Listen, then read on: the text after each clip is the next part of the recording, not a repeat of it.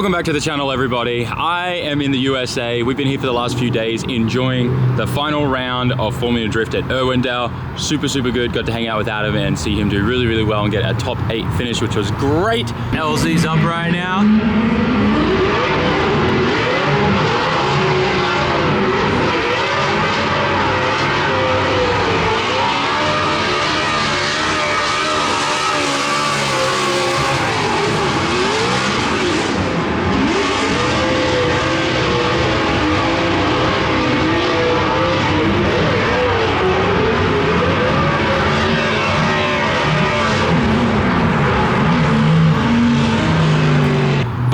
I've got a couple more days here with some meetings and stuff like that to do. It's been awesome to take a few days off.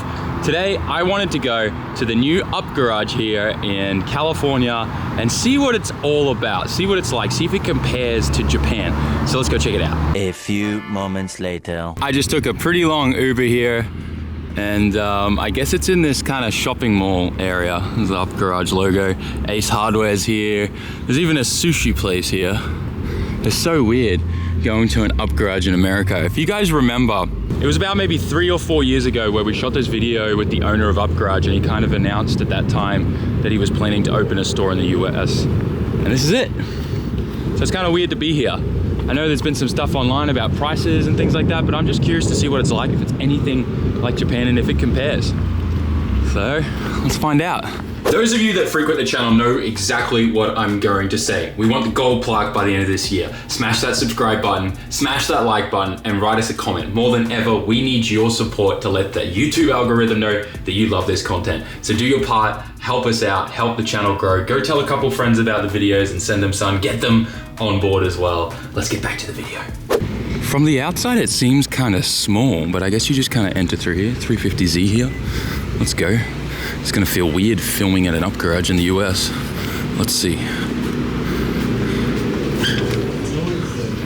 Ooh, wheels right off the bat. Bumpers. I just want to see what's going on with these. Okay. It's not too bad.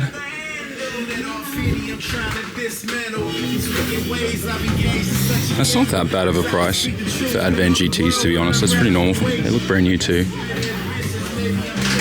ATs for 15, that's not too bad. VSKFs.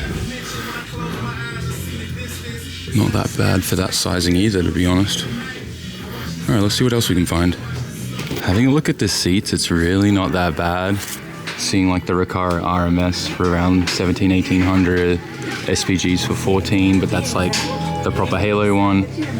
RX-7, these are the Spirit R factory Recaros. These are super rare. That price is a little crazy. They want like 13 grand for it, but I mean, I don't know if you could really put a price tag on them. They're so hard to find. Seeing a pair of 180SX Type X seats. These are normally 500 each, so that's pretty fair. Seeing some of these like SR2, sorry, that's not that badly priced. I mean, we used to see like these in the party seat variants and stuff, the 3s for, you know, $300 to $500. But over here, shipping and stuff like that, I don't know, I don't see anything too crazy ludicrous except the RX-7 seats, but you can't really put a price on those. It's kind of hard. Otherwise, bunch of Sparco revs and more so like American brands and stuff. It's really not too bad. They've got all kind of the usual knickknacks like Tsuri cutters and stuff. I wonder what the pricing's like of this stuff. I don't see a price tag anywhere though. Oh, they're like 15 bucks. That's not too bad. That's actually pretty fair. And mirrors, I wonder if they got like Ganadors. There we go. Ganador set. So this will be, I think, a Altezza, the SXE10 IS300. I mean, that's kind of normal pricing for Ganadors these days. So, dude, that's actually kind of cheap for RX-7 ones. I've seen them go for a lot more than that.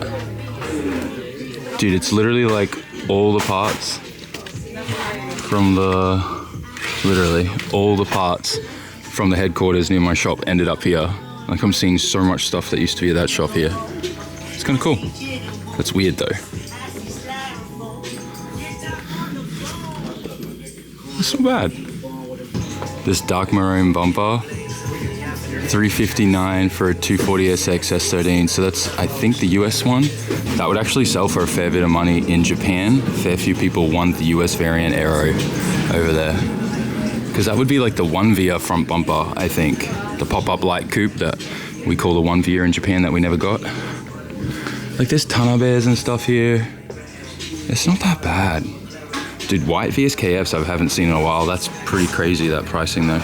But what's the size? You gotta look at the specs. See, these are 19s plus 10. Plus 10 and 11J offset is pretty wild.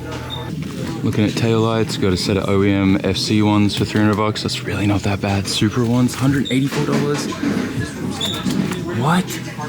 Why are these so cheap? $200 for a set of rear tails of Supras. 300ZX Z32 front headlight for $149. That's the same as the Lamborghini Diablo headlight, by the way.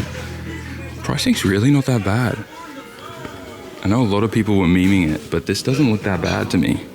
Bricks, like a real set of S13 bricks with no broken tabs for $1,300. That's not that bad either. It's pretty fair considering the current market. I'm really surprised it's not as bad as I thought it was. $69 for a 33 headlight.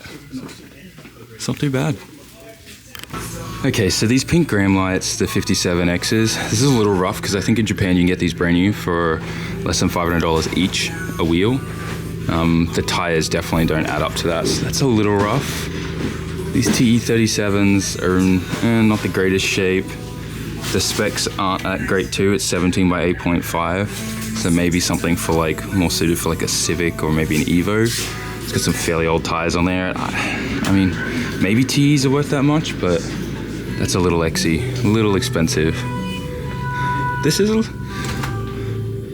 yeah, 7.5, so you gotta look at the offset. So this would probably be good on like a Z or a Skyline, but you could go wide, way wider. This is only 7.5. 1800, I don't know, yeah, some of the wheel prices are a little high. These are pretty beat up STI wheels. $800 for tires. SSRs, like $2,000 pretty much. $19.99. It's not too bad. I love these wheels though, just because the paint with all the... My coffee hasn't hit yet. Pearl, that's it. The pearl in that. If small wheels and 4-lug is your game, these are probably a pretty good deal for you, $259. So I think, looking at all this, Montana Bears 2 for $7.99 for a set of 2, that's a little rough. Even at 7-inch whips at 13s. So in Japan, I think I picked up a single one of those for like $60. So a pair of them would probably be around 20,000 yen, maybe $150. So it's kind of, it's fairly similar to Japan in the sense of, look at the VSXXs, 20 inches, 10.5 by 11.5, 2,800. Gold's pretty blingy. So I think it's quite comparative to Japan in the sense of there are some deals, but then there's some stuff that's a little like questionable pricing wise. That's kind of a good deal if you're into 4-lug. Oh, these are 5-lug actually. So I think it's kind of pretty comparable. There's a few things that you kind of like, that's just definitely too expensive, but then other stuff where it's like, you know what, that's kind of fair. This is a little, I mean, these are kind of rare wheels, especially in this offset. That's kind of baller. I think if you spend a bunch of money rebarreling these, you'd probably end up spending that much anyways. 10J by 11J, that's pretty awesome. It's like they've been sealed recently too, they're nice. The random box here of all the OEM ECUs is kind of a crack up. There's a lot of 2JZ stuff here. That's even a turbo one, mine's. Got a Mark III one here. It's kind of cool. There's a lot of OEM turbos here. CT15s, R32 twins, S15, T28s. It's kind of cool. Some HKS bolt-on ones too. Throttle bodies. The pricing of all this stuff's pretty fair. OEM SR20 turbo. This is kind of cool. A GTX 3576. That looks like more of a Gen 2 than a Gen 1 too. It's kind of cool. These are kind of rare. Very cool that they got a set of them here. Dang. It's about what people would pay for them too, because they're a discontinued item now. I'm not sure what the price of Blitz 03s are these days. 10.5J 19s. They look pretty much brand new, like freshly barreled, restored. Maybe that's what they're worth. Tons of OEM manifold stuff. So I've got a 13 one here for only 120 bucks. It's cool. KA24D valve covers for $80, $60. Honda D16, the freaking D16, man. God, I love that motor. It's cool. RB stuff too. RB25 OEM one for 70 bucks. This is pretty wild. ITB kit for a B series for $5.99. That seems way too cheap. Is this like, because this would sell for stupid money in Japan. Honda boys go crazy for this stuff over there.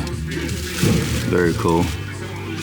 And then more Garrett stuff. A G25 550 turbo and housing for $2,100. That's a good deal and it looks brand new.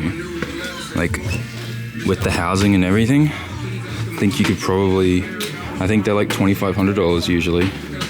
2JZ GE VVTi head for 199 bucks. But it looks like there's no cam caps, so that means this thing's worthless because then it needs new cam caps and has to be line bored. And that line boring itself is like $1,500. So yeah, this head is pretty much just scrap it. That sucks. A Garrett intercooler core? That's wild. Never thought I'd see that at Up Garage. It's so weird. It's like, it's pretty much the same as Japan Up Garage, but in USD pricing. The vibes feel the same. It's odd.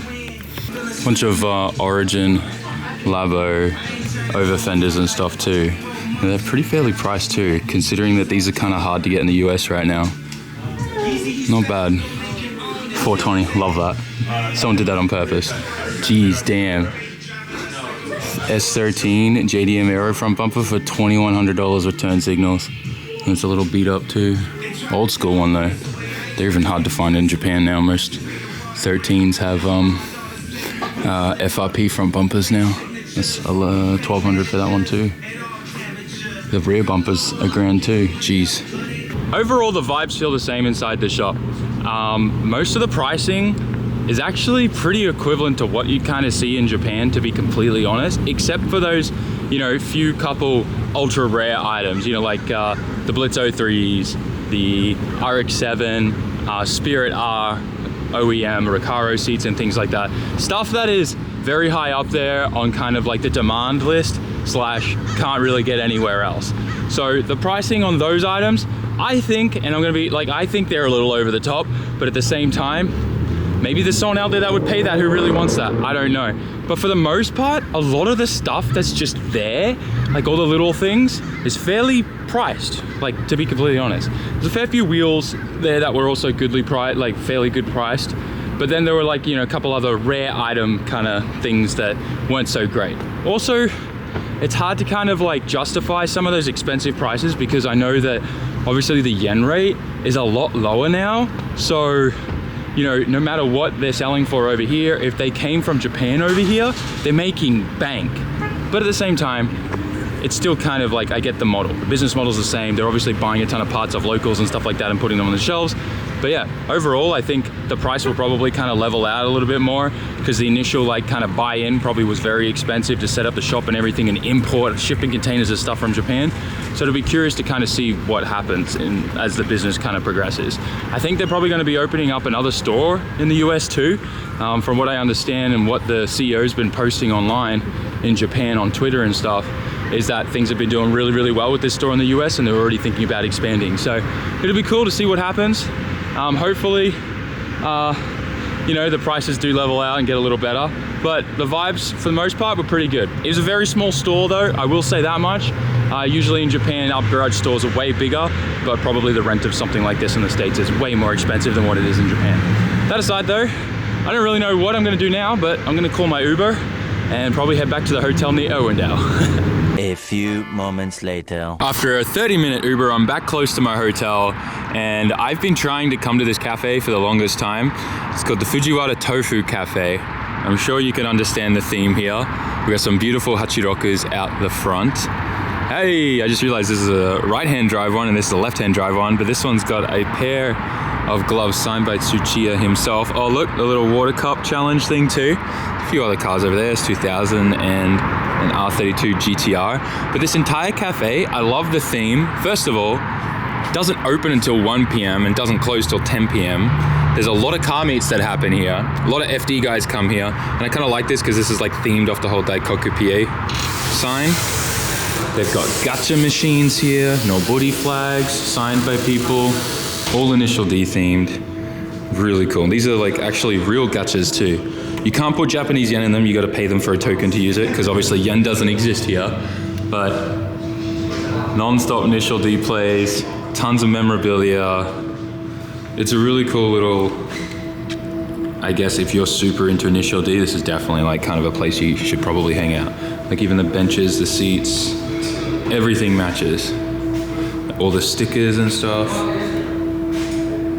It's really cool. I dig this place so much. Oh, there's Larry's sticker.